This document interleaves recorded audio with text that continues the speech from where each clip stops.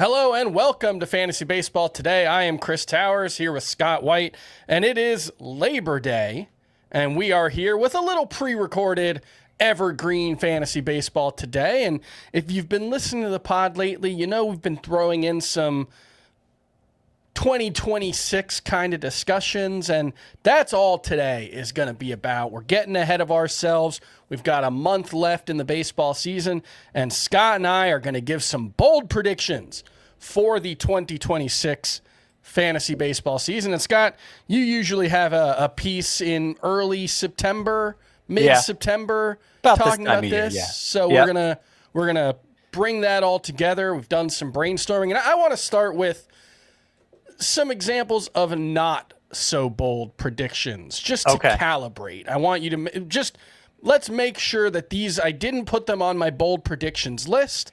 So I want to make sure that these are properly not bold. Okay. I am a little bit concerned about getting into a conversation about, is this prediction sufficiently bold? Because things got a little heated when we did that in the preseason. And it's kind of not the point.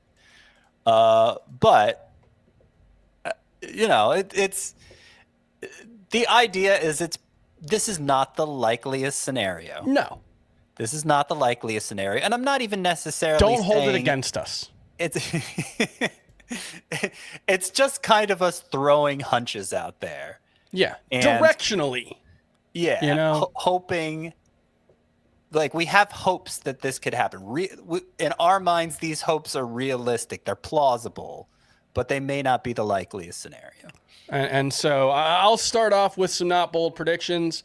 Number one, Sandy Alcantara, Spencer Strider, Blake Snell, and Dylan Cease will probably be among my most drafted pitchers next season, which is just to say, buy the dip. Buy the dip. I'm glad to hear you say that on Strider, because it seems like there's been a lot of negative Strider sentiment on the show. I mean, look, it's got to be like outside of the top 100 or that range for me to really consider it, but I don't think it's likely that he's completely broken. I think getting a whole normal offseason should help. I was really encouraged by his last start and the fact that he worked, I think it was called Maven was the facility he worked with in Atlanta. When they skipped him for that one turn, he came back and his fastball had better shape. It had better shape, and that's the biggest thing Strider needs to regain in order to return to being a high-end high-end. I'll say high-end fantasy option. Another not-so-bold prediction. I will not. Wait, can you say those pitchers again? Sandy Alcantara, Spencer Strider, Blake Snell, and Dylan Cease. Okay.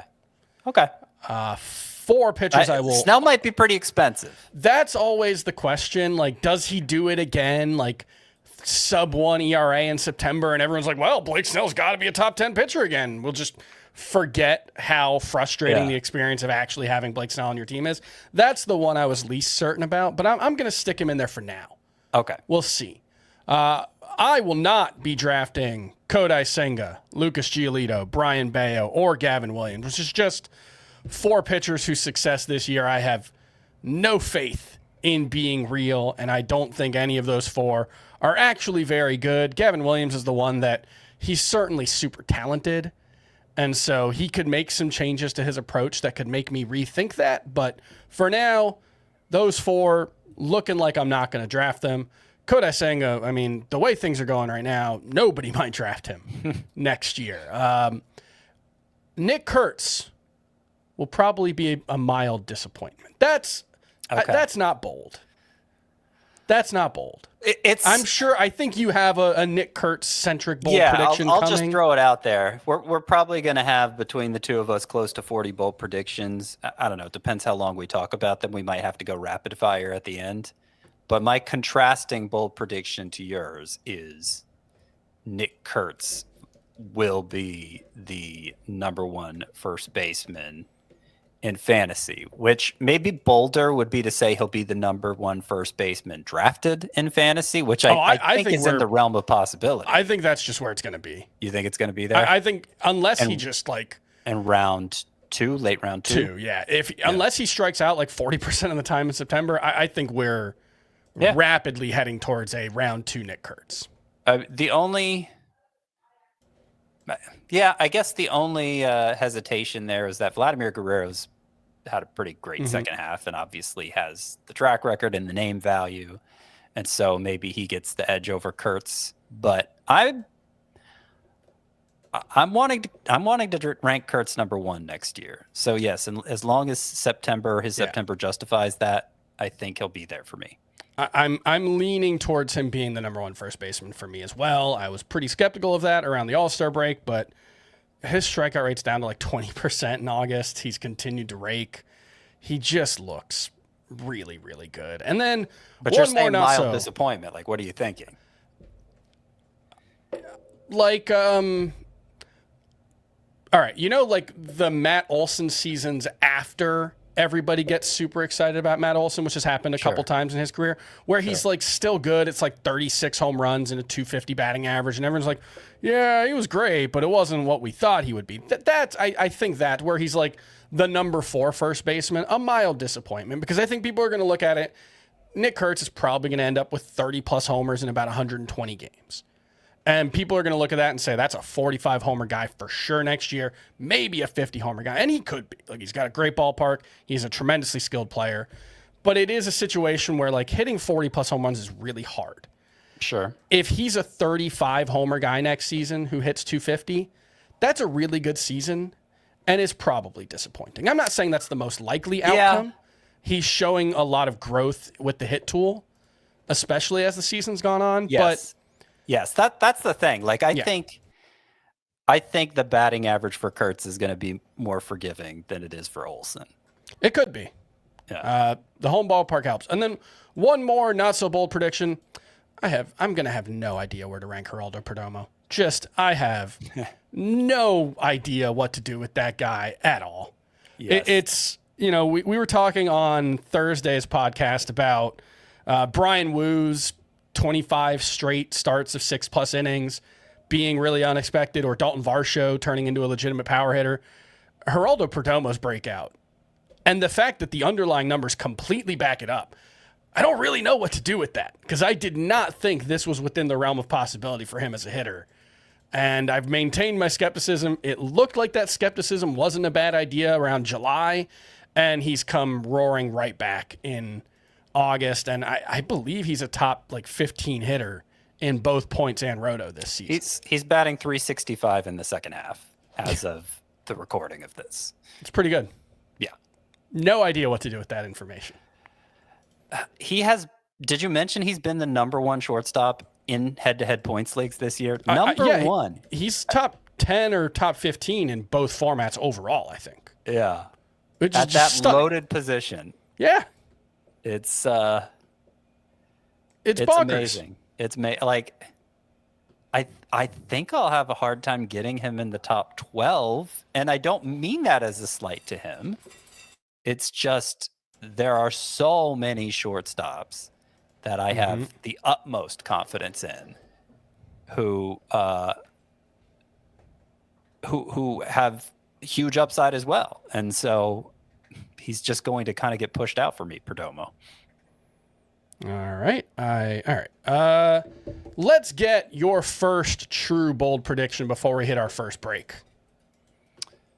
All right. I mean, I guess you gave the Nick Kurtz one, but yes. So I want a nice spicy one. Okay, how's this? Hit us with the cayenne. Noelvi Marte. Ooh. Has more head-to-head points than Elly De La Cruz.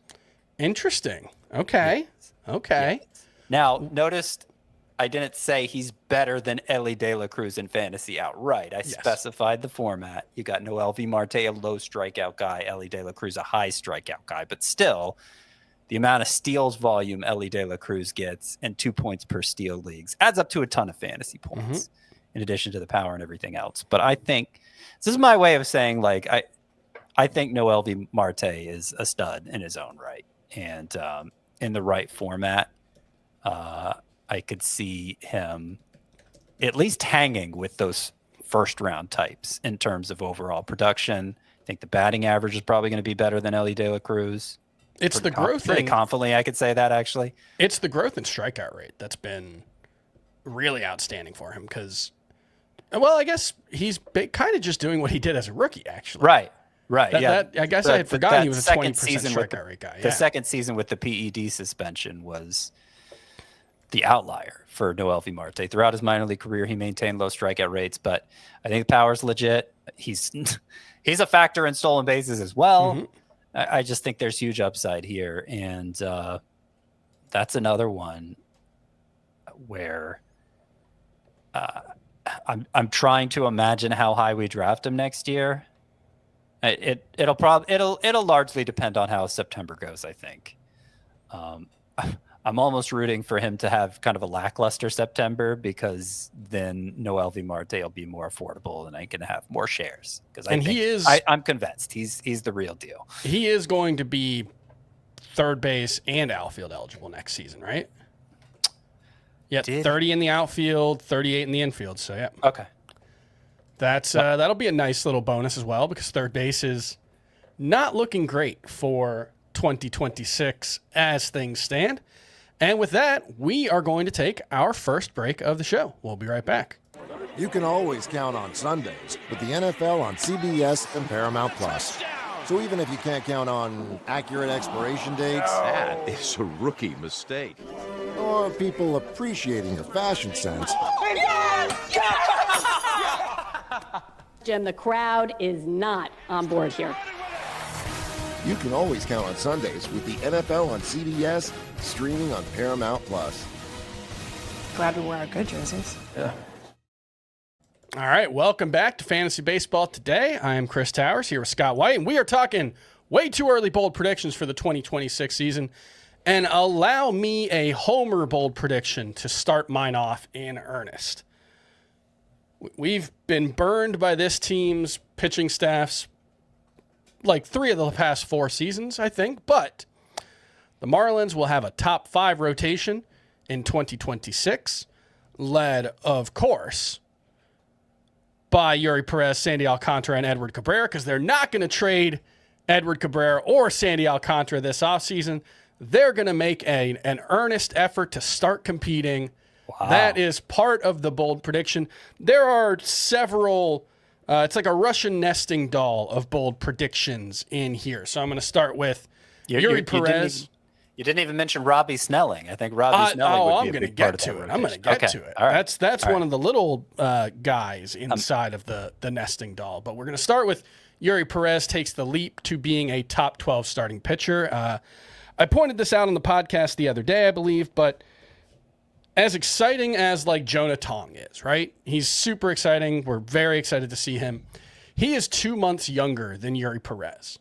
Eury Perez made his major league debut 27 months before Jonah Tong did. And I've pointed this out many times. Starting pitchers who make their debut at age 20 and accumulate at least 80 innings, I'll just go through the list. Jose Fernandez, Felix Hernandez, CC Sabathia, Jeremy Bonderman, all right. Eury Perez, Zach Greinke, Clayton Kershaw, Oliver Perez, Rick Porcello, Madison Bumgarner, and Jordan Lyles. All right, Jordan Lyles and Jeremy Bonderman, they stick out like sore thumbs. They're the outliers. Those were 2 really bad teams that called pitchers up way earlier than they needed to. Everyone else on that list had at least 1 season as a top 12 starting pitcher. Now, Oliver Perez and Rick Porcello, I think it was just 1 in both instances, but they got there. The track record for guys who are this good, this young at the major league level is really strong. And eventually, Eury Perez is going to be a top 12 starting pitcher. I think he's going to do it next year. He's got some things working against him. His feel for his secondaries hasn't been great coming back from Tommy John surgery.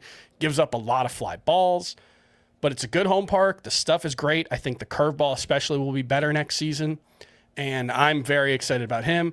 I'm also going to say Sandy Alcantara and Edward Cabrera are top 24 starting pitchers. And yeah, let's go ahead and say 2 of Ryan Weathers, Robbie Snelling, and here's a name I don't think we've said on the pod, maybe not in a long time, maybe since he was drafted, but Thomas White, who's just got huge stuff, having a very nice season. I think he's gotten to Double-A. Does he have a sub-2 ERA at Double-A this season, I think? He's been very good. I think so. We did highlight him, Frank and I did on Fantasy Baseball Today Express episode 2 weeks ago. Yeah, So- Thomas White is I think in the discussion for best pitching prospect remaining.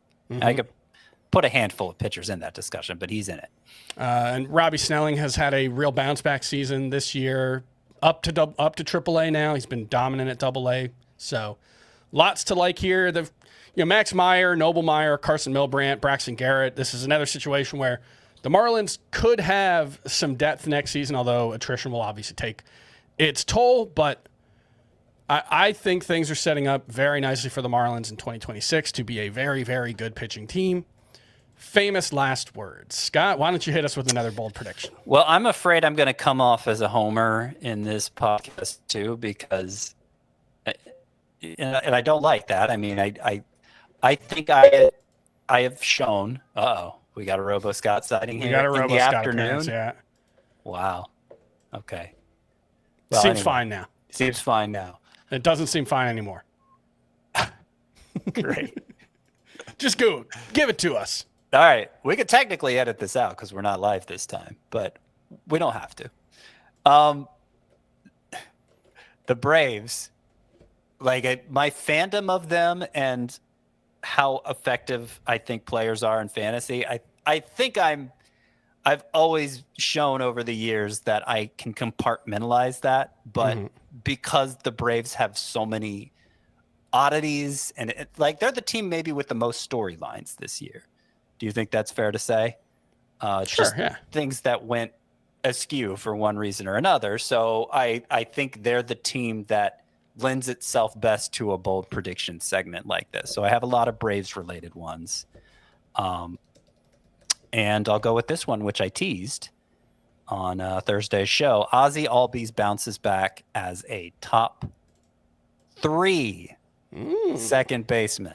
Top 3 second baseman. You were asking me on Thursday, top 12 next year? Well, I'm going to say top 3 here. At least the boldest version of myself is going to say that. I've been encouraged by the way his second half has gone. I have pointed out before that when you dig into the numbers, one of the things that stands out most is his lefty-righty splits, him being a switch hitter. He's always been just kind of average from the left side and really makes up for it from the right side. He crushes lefties, and that hasn't been the case this year. But he's been normal from the right side, basically, or from the left side, and much, much worse from the left side. Did you say that backwards? It's very possible. It gets confusing because he bats. Yeah. It's facing lefties from the right side, facing righties from the left side. The less predominant side, he normally kills it, and he hasn't this year. He's been terrible. And that happens with switch hitters sometimes because you kind of have to do double the preparation, right, of a normal hitter. And that's why I've said before, I think switch hitting is overrated and maybe not so many hitters should do it. But in any case, I find that encouraging because our theory for Ozzie Albies prior to me noticing that was that just the environment. It's the ball hasn't traveled as well in 2025 as it has for most of Ozzie Albies' career. And because he's on the margins there in terms of how hard he impacts the ball, maybe it just crushed him. I don't think that's necessarily the case. I think he's had some issues from the right side that he can fix. He has agency over it. He can do something about it. He's certainly young enough. He's still in his 20s. He's got a great track record, got a great pedigree, was a big prospect from the time he was 17 years old. I think he's going to figure it out. And there's always a chance that the ball does carry better last year because there hasn't been a lot of consistency with that over the years. So second base being a weak position with few true standouts, I think Ozzie Albies could absolutely get back to being one. All right. I'm going to go with this as a bold prediction, and it might be too bold, but that's okay. Konnor Griffin makes the Pirates opening day roster in 2026. They have not been very aggressive about promoting their prospects. We've spent a lot of time talking about that with Bubba Chandler for about the past 5 months. And the vibes are absolutely rancid in Pittsburgh around this team. I want to say Bob Nutting has been spotted at PNC Park twice, and he was getting mercilessly booed in both situations. This is a team that seemed like they were set to take a big step forward in 2025, and they absolutely did not, mostly because they didn't try. I think they have to go for it. You're entering the final cheap season of Paul Skeen's career. You're going to have Bubba Chandler. Jared Jones will be available at some point.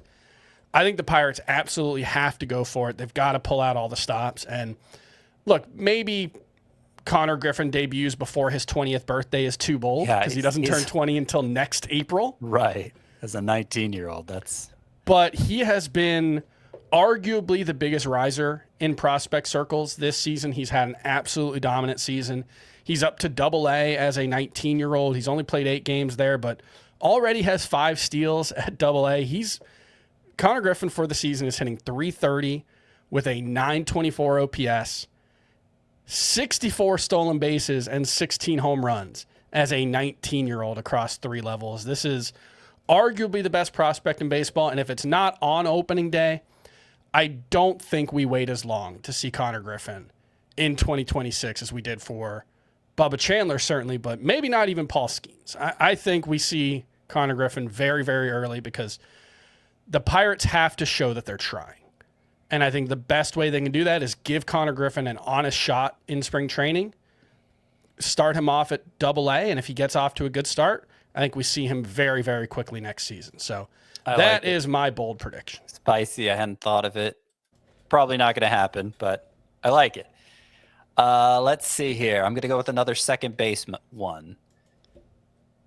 Brice Turang hits 25 home runs. Okay.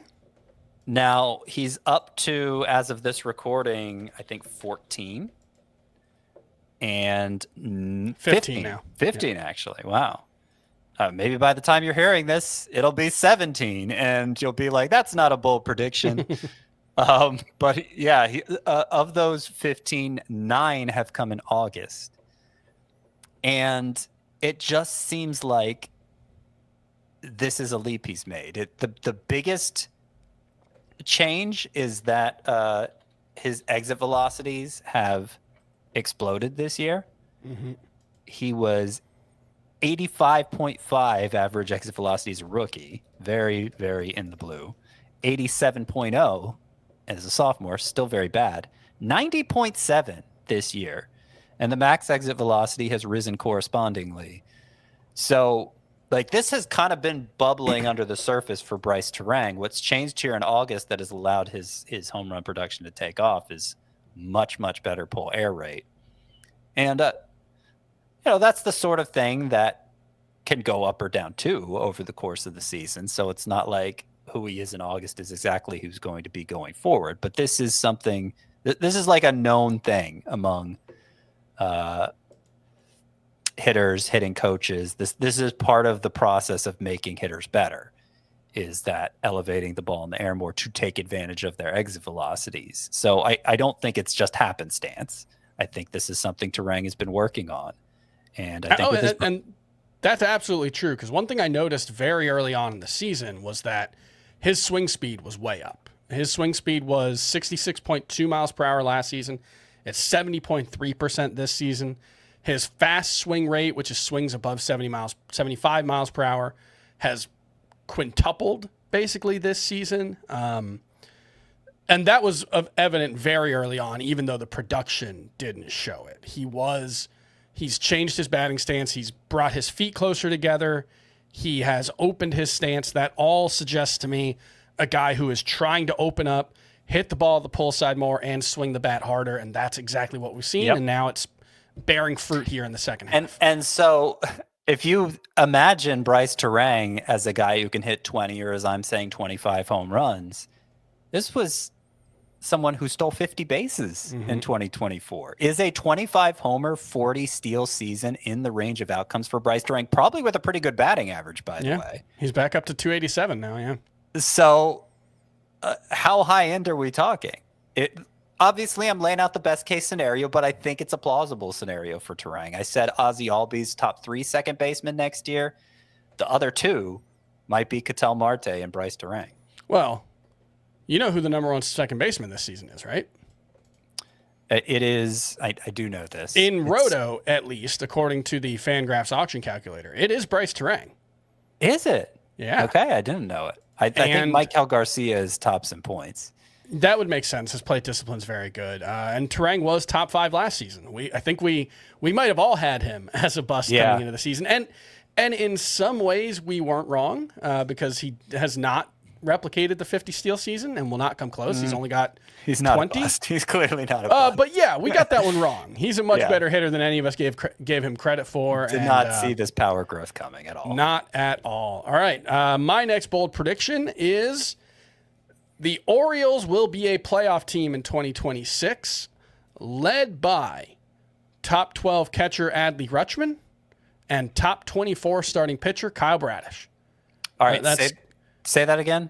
The Orioles will be a playoff team again in 2026, right, led by top 24 starting pitcher Kyle Bradish and top 12 catcher Adley Rutschman. Which one did I steal? The full team one. Okay. So I'll let you get into that first, and then I'll give my my sister prediction, I guess. It's just, it's like everything that could have gone wrong for the Orioles has gone wrong, right? Yeah. Like Grayson Rodriguez was supposed to be the ace. He hasn't. He's not going to throw a single pitch this season.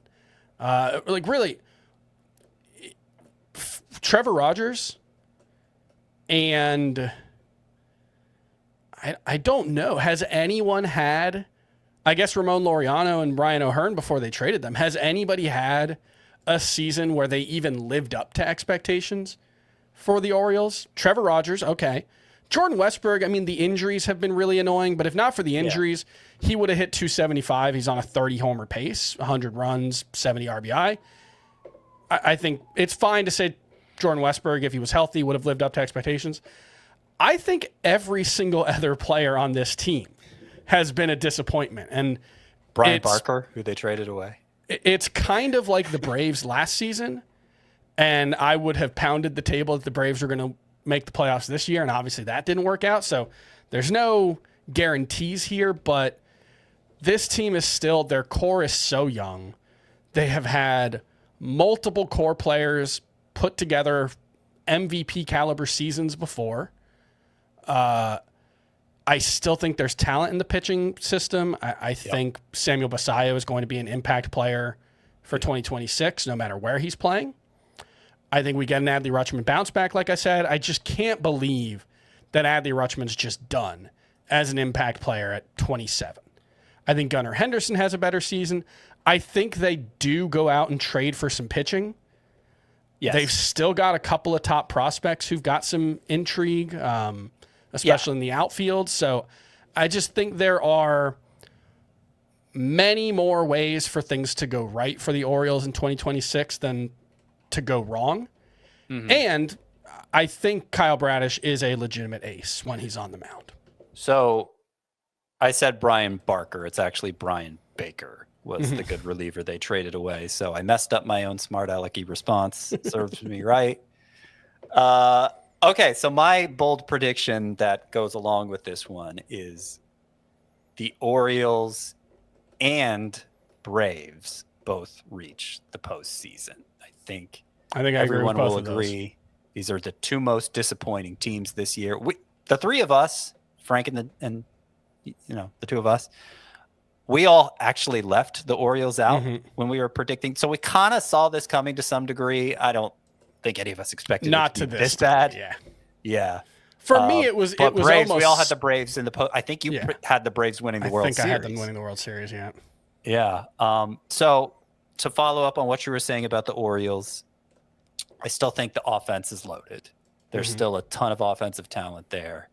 And we got the worst case scenario for some of them. Some of them are still coming up, like Basallo. And I imagine Jackson Holiday takes a step forward next year. I think we might see Enrique Bradfield on the opening day roster if he has a good spring.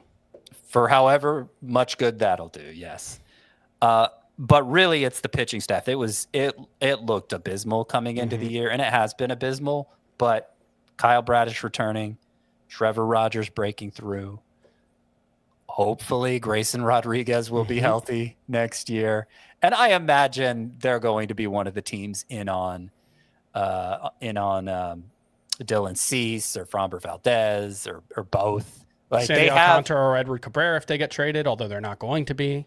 the upside of having all these young hitters is you have a lot of money to work with, and they haven't fully capitalized on that yet. I think this humbling experience will cause the Orioles to do that this offseason. And then as for the Braves, it's another situation where everything that could have gone wrong went wrong, especially offensively. And we're already seeing the turnaround here in the second half. They are averaging 5.5 runs per game as compared to 4.1 in the first half. And that takes you from the bottom third of the league to like the best offense in baseball. And a lot of it is just, okay, Michael Harris is back to looking like himself. Jurickson Profar is back from the PED suspension and better than ever. Ozzie Albies showing signs of life again. So they had, for the first half, they had 4 black holes in their lineup. Those 3 and Nick Allen, the shortstop, kind of the known black hole in the lineup. And when you have that many automatic outs, it doesn't matter how good all the hitters are. You just can't get any offense going. So just replacing those automatic outs with competent bats, which just happened naturally through progression, through, I guess maybe regression would be the better word. It's made a huge difference. And I don't think they're going to just accept having that one automatic out at Nick Allen. I think it's been a humbling experience for them too. And they're going to make a push for a shortstop who can actually hit, whether it's Bo Bichette, free agency. I've said all along, and this is kind of flown under the radar, I think, but they were famously inactive this past offseason, basically just brought in Profar, and a lot of people were scratching their heads over it. It was to stay under the luxury tax threshold so that they could reset the penalties and have much more money to work with next year. So I think they're going to go hard in free agency, bring in Bichette. Maybe they'll be going after one of those starting pitchers too. But, you know, in the first half, they had great pitching, bad hitting. Now they have great hitting. But, you know, Strider's still coming back. Schwellenbach's hurt. Sale's been hurt. You know, they're going to get those guys healthy again, maybe bring in another pitcher. And I think they're going to be great next year, and I think the Orioles are going to be very good too. All right, let's take one more break, and we'll be right back.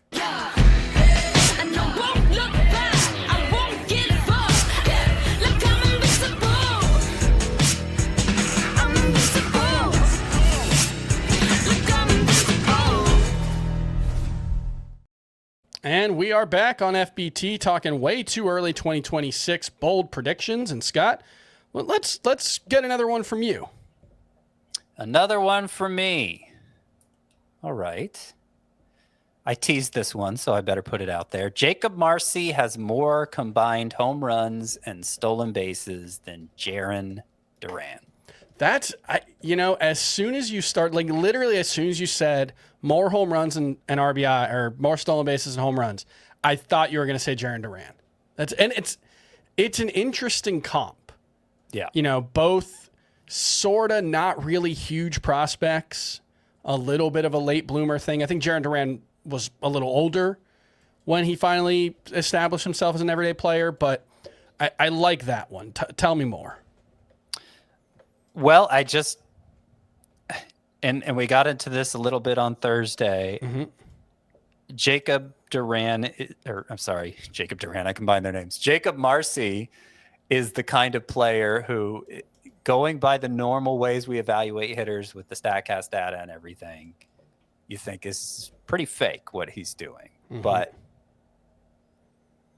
looking at the finer points, how good he is at working the count, how prolific he is on the bases, which StatCast doesn't really account for in any significant way, how well he is at elevating to his, at elevating to his pull side. And it all adds up to exactly the sort of player who is destined to dramatically outperform those metrics. And then you look at the minor league track record. It's very good. He did have a terrible year in 2024, but mostly that was just a stinker batting average. He still had over 60 steals, over 90 walks.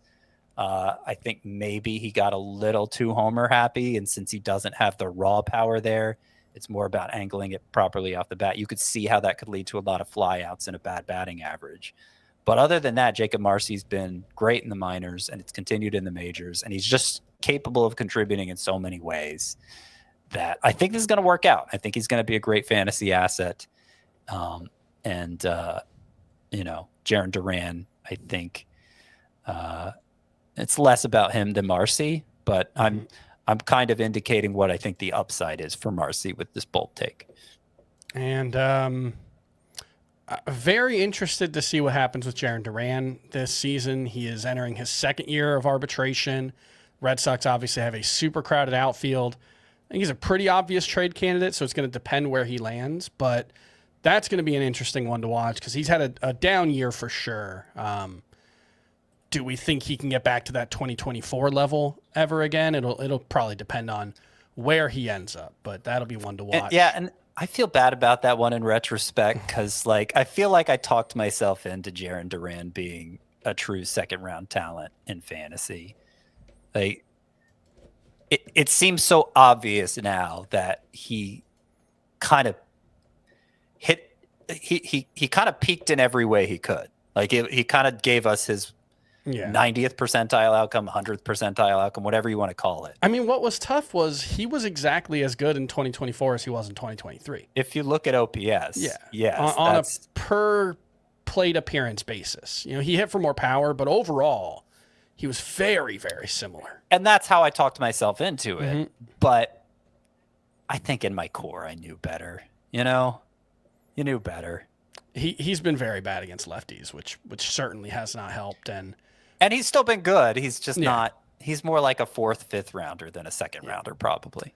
All right, I'm going to give my next bold prediction, and that is Chase Burns is a top 12 starting pitcher for fantasy in 2026. We said bold. You're not leaving much room for the actual top 12 pitchers. Well, you know what? That's fine. We've already mentioned, two? I think only two. Kyle Brasher's only top 24. I'm being reasonable there. Look, Chase Burns, he's got a 5.24 ERA, but we all know he's better than that. He had one disastrous start against the Red Sox where he gave up 5 runs in a third of an inning. He's had one other bad start so far at the major league level. And other than that, he has been exactly what we expected. Now, you can't just take away 2 starts out of 8 and say, if you take away that, but Chase Burns, I believe, is already top 5 in the majors in starts of at least 10 strikeouts because he has 4 of them in 8 starts. I think he has some of the absolute best stuff in baseball. I think on a pure talent level, he's as good as Hunter Green already, and I think there is comparable upside. And the thing about the 2 bad starts that Chase Burns has had so far at the major league level is those might be the only 2 bad starts he's had in the last 2 years combined between the majors, minors, and college. It's the first time he's ever really struggled, and he's come back from it already. I know he's dealing with the injury right now. I don't really think this is... I think this was an injury of... we need to limit his innings and get him on the IL. And if you want to do that with a pitcher, you can find a reason to land them on the IL. So I'm not too concerned about that. I think the stuff is outrageously good, and I think Chase Burns has the upside to pitch with absolutely anybody in 2026. All right. Let's hear yours. Let me give a negative one because there's been so much positivity. We've been too positive. Matthew Boyd and Andrew Abbott. Double dip here. Matthew Boyd and Andrew Abbott both have an ERA over 4. Okay. Over 4. So this is a profile that, for whatever reason, has had a lot of success this year. It's the left-hander, the control and command lefty with fly ball tendencies, whose strikeout rate is passable.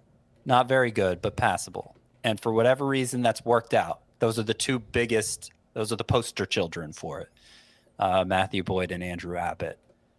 But I think it's so environment dependent, that profile, and so reliant on them being exceptional in terms of control, like difficult to replicate levels of control, that there could be slippage on a couple fronts there for both of them. A, their control could just slip. B, the environment could play better for hitting next year. The ball could be traveling better, and that might be enough to crush them. So I think both of them, Matthew Boyd and Andrew Abbott, I plan on fading next year. Just, that there is that looming, how is the ball going to play this year question going into every new season. And so if one season shows players who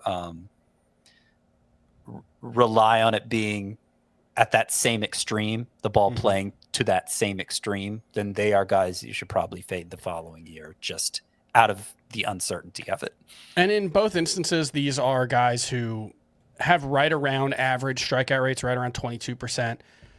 Good command, good control. They're both right around 6%. I think league average is like 8.5% this season. But what really makes them both stand out is the quality of contact that they're allowing. It's 353 xWOB on contact for Andrew Abbott. It's 354 for Matthew Boyd.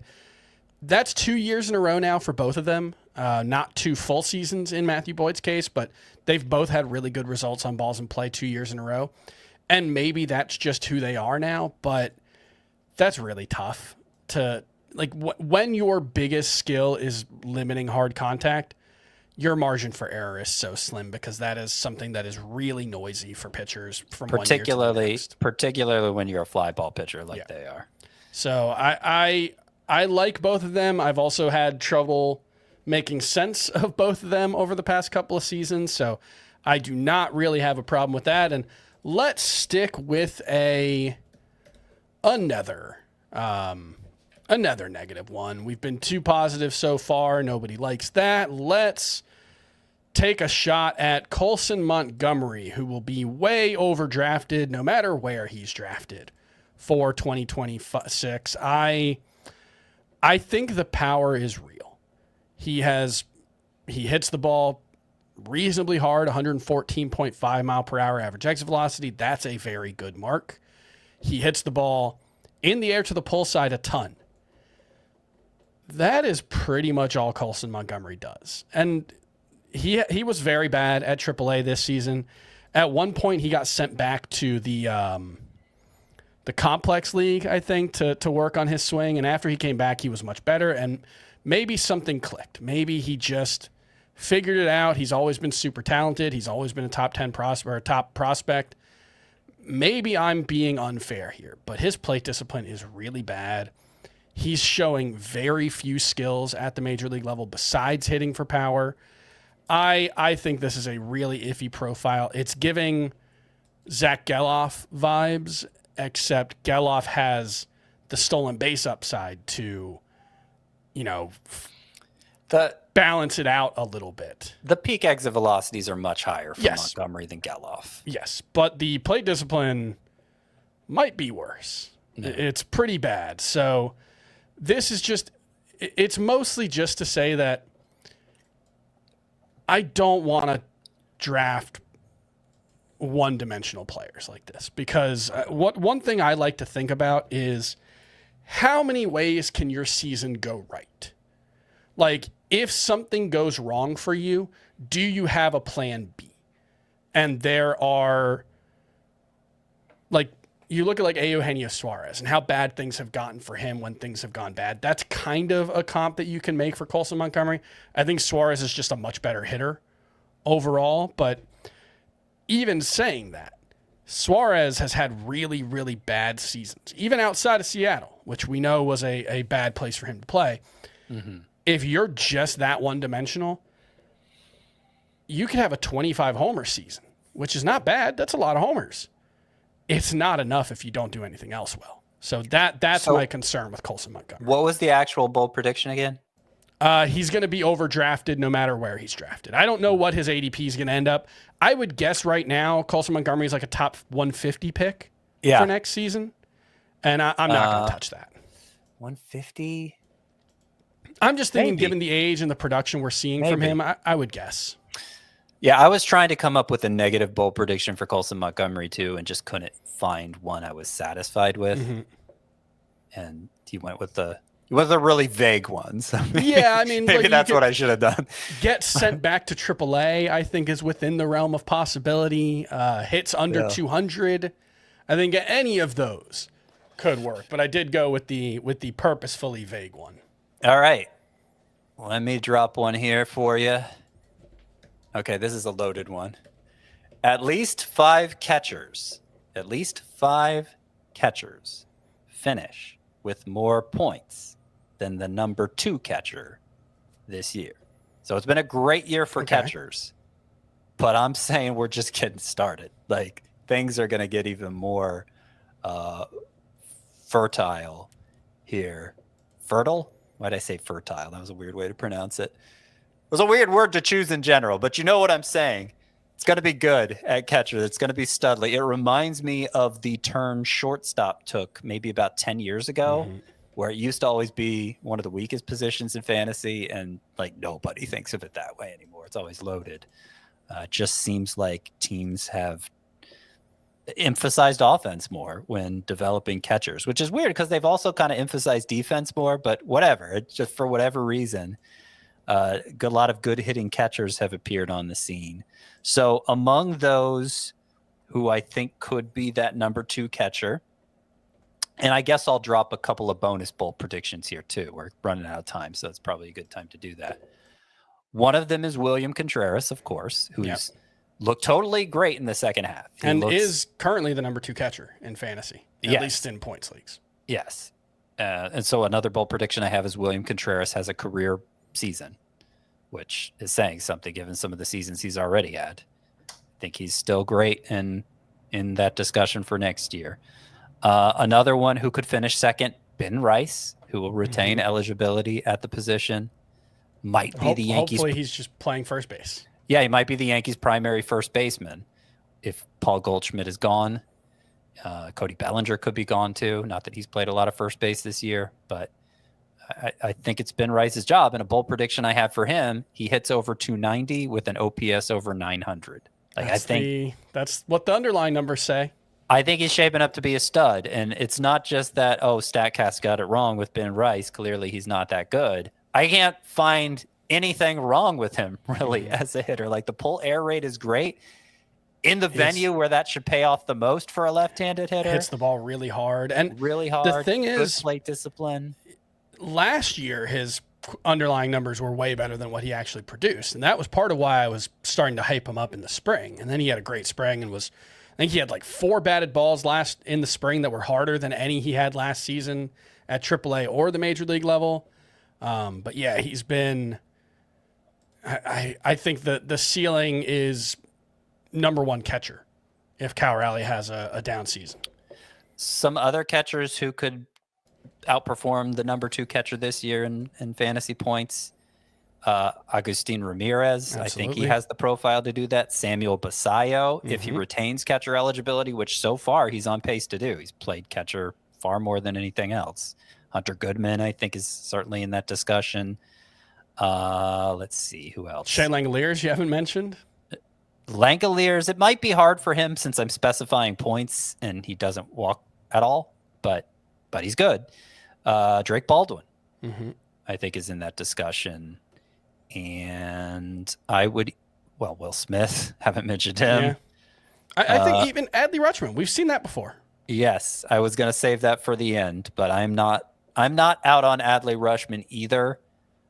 I doubt he's going to rank much higher than 10th for me going into next year, but I do think he has the kind of upside we're talking about at catcher. So loaded position, better days even to come. 5 guys with more points than the number 2 guy next year. I'll also, you didn't mention it, but Ivan Herrera, he's going to have catcher eligibility. Or no, he's not going to have catcher eligibility. He's not. So I was flirting with a bold prediction for him, kind of a bonus one here. Ivan Herrera is must start even without catcher eligibility. I'm not sure I'm willing to commit to that bold prediction to the extent that we commit to bold predictions. He's not going to be he's going to be DH only is the problem. Right. Is he going to be Victor Martinez? Yeah, he might. I mean, his underlying numbers are phenomenal again. So there's a lot to like there with Ivan Herrera and a bunch of actual catchers for 2026. So I like that one. I will go with a guy that I was kind of out on at price coming into the season, but I'm going to say Wyatt Langford becomes a top 12 outfielder for 2026. I am fascinated to see what happens to his price because he is having a much better season than he did last season. He had a 740 OPS last season. He's up to 785 right now. That's despite going on the IL 3 separate times with an oblique injury, which is the hardest injury to come back from for hitters for the most part. His plate discipline has taken a step forward from last season. His underlying numbers are even better. He's on like a 27 homer, 26 steal pace over a full season. And I kind of feel like his ADP is going to be lower than it was coming into this season. It shouldn't be. I think that would reflect a little bit of bad decision-making on our parts from last year and maybe a little bit of bad decision-making in 2026. But I think Wyatt Langford, for all that he's been overhyped so far, I think is still a tremendously talented player who does almost everything we want guys to do right. And the degree of difficulty for him this season should not be overstated. It's been very, very tough, and he's having a pretty good season despite that. So I think we finally see the true breakout from Wyatt Langford next year. All right. How do you like this one, Chris? Jakob Lopez outperforms Joe Ryan. Spicy. I think that's perfectly reasonable. Yeah. I think, look, Joe Ryan is having a Cy Young caliber season this year. He's been incredible. But that's like Pablo Lopez has been that guy before. Like, it's not like Joe Ryan in 2020. No. You misheard me. Jakob Lopez. Oh, Jakob Lopez outperforms Joe Ryan. Okay, no, I don't love that one. No, you can't get on board with that. I make that comparison. Yeah. The reason why I'm making that comparison is it's hard to remember now, but Joe Ryan kind of was Jakob Lopez before Jakob Lopez. Dominant minor league numbers. Nobody gave him any credit because the stuff just didn't rate that well. The fastball didn't throw very hard. There wasn't much to go with it, but he had great control, and mainly that fastball had great shape. And we have a little better idea.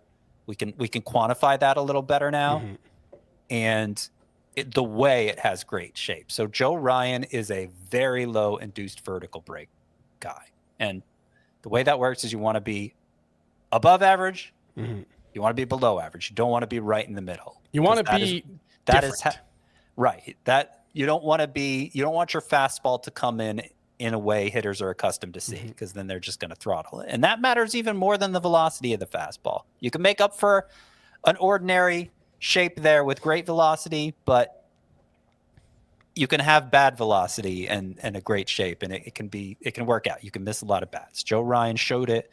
Got obviously translated to the majors. Now, to be fair, his stuff has gotten better since then, but he was pretty darn good from the beginning. And I think Jakob Lopez, if he is legit, and it's gone on for long enough, obviously dealing with a bit of an arm issue now, but it doesn't sound like a serious one. It's gone on long enough that I think we need to take that possibility seriously for him. He's another good control guy.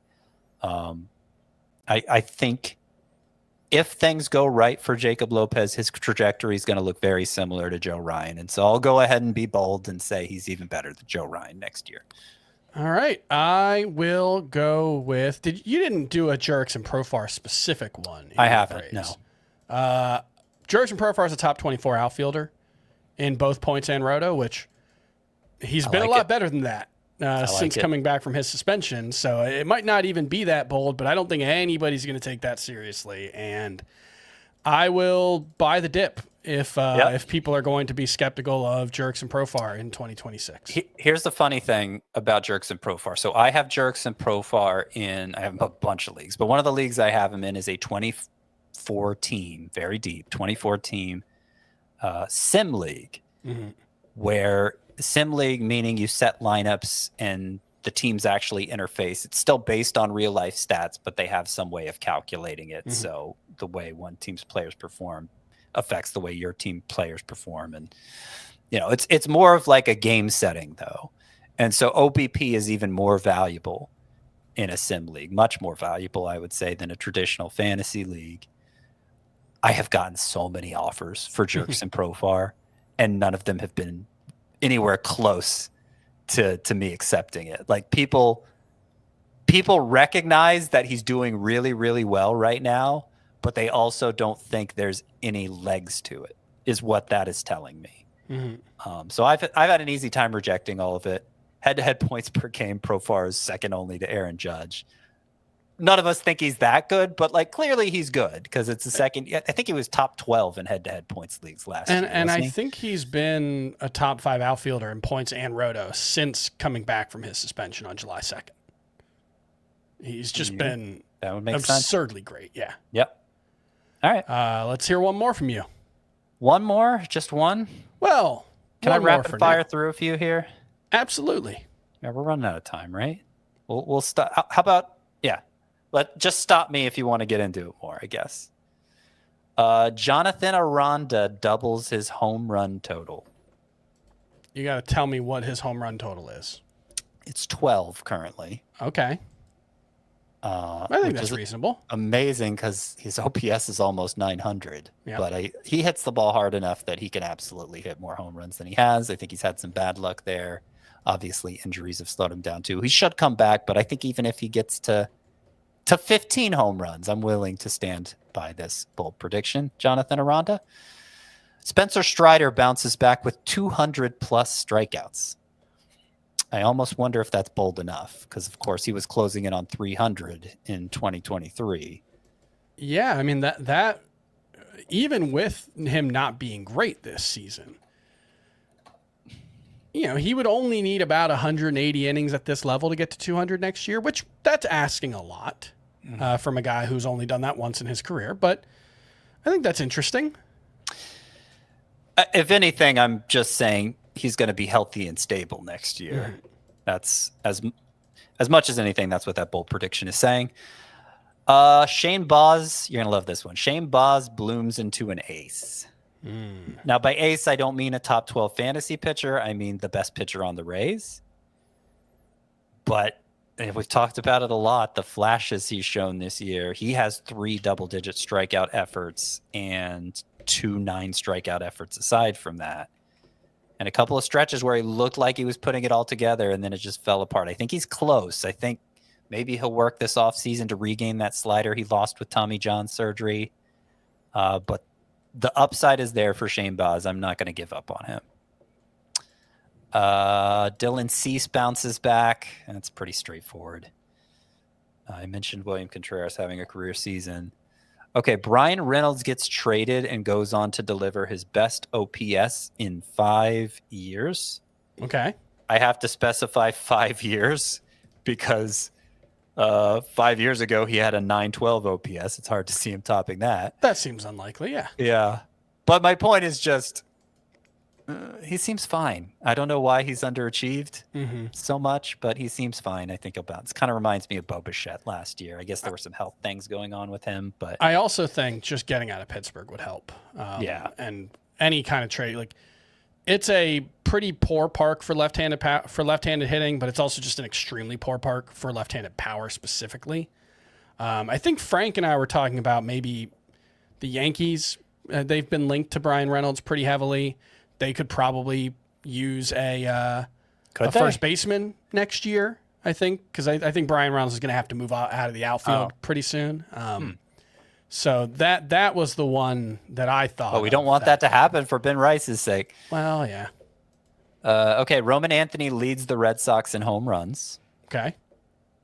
Sal Stewart, here's my prospect-related one. Sal Stewart overtakes Matt McClain at second base. I mean, you could argue that should happen in September. It may happen in September. Though Stewart's better position may be third base. He's gotten enough exposure to second. But really, it's kind of a downer take on Matt McClain as much as anything.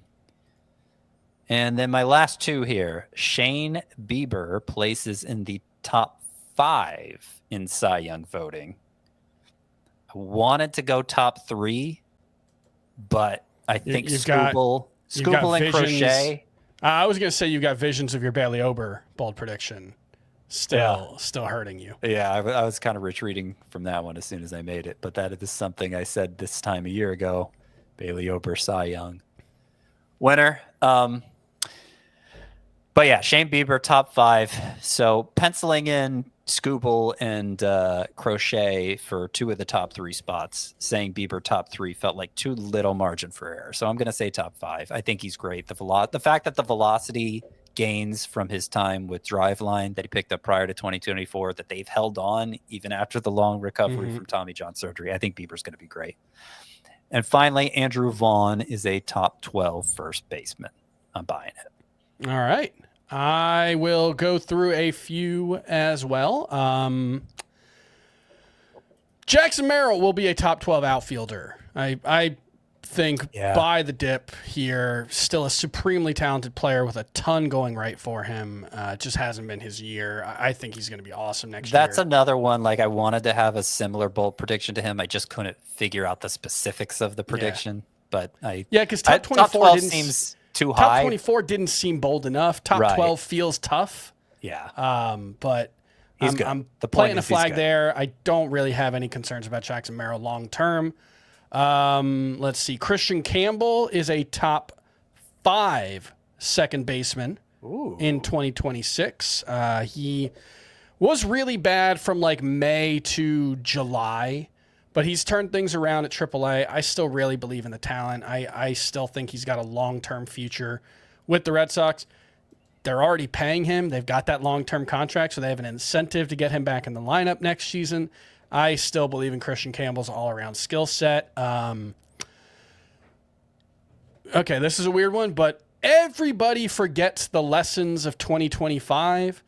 And as soon as we see Jared Jones pop 98 in a, I don't know if he's going to get into any spring games next year, but he had the internal brace procedure, so he might be ready to throw by spring training. And as soon as we see a 98-mile-an-hour fastball from him, everybody's going to get way too excited and forget everything that we learned this year watching Spencer Strider and all these other guys coming back from Tommy John surgery and struggling.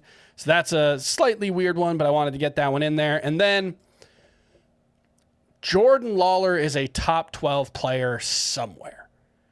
I don't know. At some position? At some position. I don't know what he's going to be eligible at. Right now, if he doesn't get to the majors, I think it would be second base because he only appeared. It would carry over.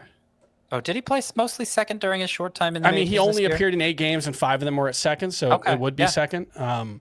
But if he does get called up in September, I would imagine he's going to play more third base. So it might be the road might be clearer at third base for Jordan Lawler. But I just want to reiterate, because I've seen a lot of pessimism every time we talk about Jordan Lawler, and there's always people in the chat. Fatigue. Prospect fatigue. He's only 23. He just turned 23. He's had, for the fact that he made his major league debut, back in 2023, he has only had 56 plate appearances at the major league level so far. You can't learn anything from any player about 56 plate appearances. So I don't hold that against him. This is still a guy hitting 328 with a 990 OPS at AAA. Yes, it's the PCL. Yes, it's Reno. It's a great hitting environment. It's like a 30-45 pace at the AAA level. I think Jordan Lawler is still a potential superstar, especially for fantasy. It's a very well-suited profile for fantasy. And whenever he's guaranteed an everyday job, I'm going to be very, very, very excited about Jordan Lawler. And I think it's going to happen at least in 2026. So that is our bold predictions, our way too early bold predictions that we are writing down we are chiseling them into stone. We believe all of these things for 2026. Please throw these back in our faces. We want full credit for them, but we don't want you to blame us if they don't happen. They're bold. That's obviously the great thing about a bold prediction. Yeah. You can never be wrong, only right. And that is going to do it for Fantasy Baseball today. We'll be back tomorrow to recap everything from the long weekend's games. We'll see you then.